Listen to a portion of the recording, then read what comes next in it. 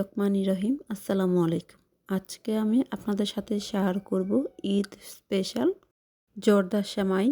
যারা শুকনো সেমাই পছন্দ করেন তারা অন্য সব সেমাইয়ের পাশাপাশি জর্দা সেমাইটি ঈদের দিন তৈরি করে দেখতে পারেন। আশা করছি সবার কাছে ভালো লাগবে।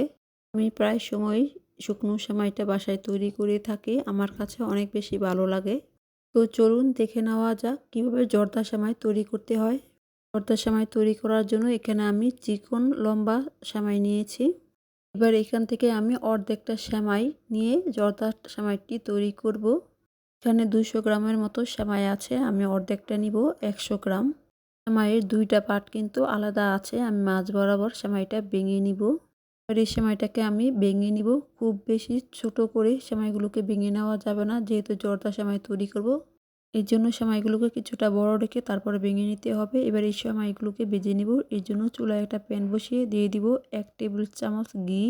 ঘিয়ের পরিবর্তে বাটার অথবা তেল দিয়েও সেমাইটি তৈরি করতে পারেন, তবে বাটার অথবা ঘি দিয়ে সেমাইটি তৈরি করলে খেতে আরও বেশি ভালো লাগে। যখন ঘিটা খুব ভালো করে গলে যাবে তখন এর মধ্যে দিয়ে দিব।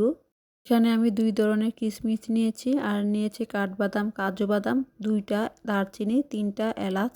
বাদাম আর কিশমিশ আপনারা কম বেশি দিতে পারেন, তবে বেশি দিলে খেতে অনেক ভালো লাগে। এবার এর মধ্যে দিয়ে দিব সেমাই।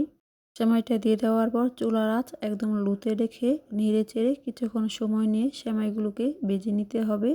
আর কোনোভাবেই নাড়া বন্ধ করা যাবে না, নাড়া বন্ধ করলে কিন্তু সেমাইগুলো নিচে দিয়ে পুড়ে যেতে পারে। আর পুড়ে গেলে কিন্তু সেমাইগুলো খেতে ভালো লাগবে না। ভাজতে ভাজতে যখন কালারটা পাল্টে যাবে, গোল্ডেন ব্রাউন কালার হয়ে আসবে, তখন এর মধ্যে দিয়ে দিব 1/2 কাপ চিনি। চিনিটা দিয়ে দেওয়ার পর আবারও খুব ভালো করে মিশিয়ে নিব। আর মিশিয়ে নেওয়া হয়ে গেলে এবার এর মধ্যে দিয়ে দিব 1/2 কাপ গরম পানি। পানিটা দিয়ে দেওয়ার পর আবারও খুব ভালো করে মিশিয়ে নিব। আর মিশিয়ে নিয়ে চুলার আঁচ একদম লোতে রেখে ঢাকনা দিয়ে ঢেকে রাখবো। ঢাকনা দিয়ে ঢেকে রাখলে সেমাইটা খুব ভালো করে সিদ্ধ হয়ে যাবে। কিছুক্ষণ পর আমি ঢাকনাটা খুলে নিব। আর চিনিগুলো কিন্তু গলে গিয়ে পানিটা খুব ভালো করে শুকিয়ে গিয়েছে। এবার এই সেমাইগুলোকে নেড়ে চেড়ে মিশিয়ে নিব। আর নেড়ে চেড়ে মিশিয়ে নিয়ে এবার এর মধ্যে দিয়ে দিব 1/4 কাপ দুধ। আর দুধটা দিলে কিন্তু সেমাইটা খেতে অনেক বেশি ভালো লাগে। এখানে আমি লিকুইড গরুর দুধটা দিয়েছি, আর দুধটা আগে থেকে জাল করা ছিল। আপনারা চাইলে গুঁড়া দুধে পানি মিশিয়েও দিতে পারেন। এবার এর মধ্যে দিয়ে দিব সামান্য পরিমাণের লবণ। লবণটা অবশ্যই দিবেন, দিলে কিন্তু খেতে ভালো লাগে। অনেকে মিষ্টি জাতীয় খাবারের মধ্যে লবণটা দিতে চায় না, যার কারণে খেতে একটুও ভালো লাগে না। অবশ্যই লবণটা দিয়ে দিবেন। এবার ঢাকনা ছাড়াই দুধটাকে খুব ভালো করে শুকিয়ে নিতে হবে। চুলার আঁচ কিন্তু লোতে রেখে সেমাইগুলোকে একটু ছড়িয়ে দিব, এতে করে যদি সেমাইয়ের মধ্যে ভেজা ভেজা একটা ভাব থাকে সেটা খুব ভালো করে শুকিয়ে যাবে। আর সেমাইটাও ঠান্ডা হয়ে যাওয়ার পর কিন্তু অনেকটা ঝরঝরে হয়ে যাবে। আর এইভাবে কিছুক্ষণ পর পর নেড়ে চেড়ে সেমাইটা ছড়িয়ে দিয়ে সেমাইয়ের মধ্যে থাকা পানিটা খুব ভালো করে শুকিয়ে নিতে হবে।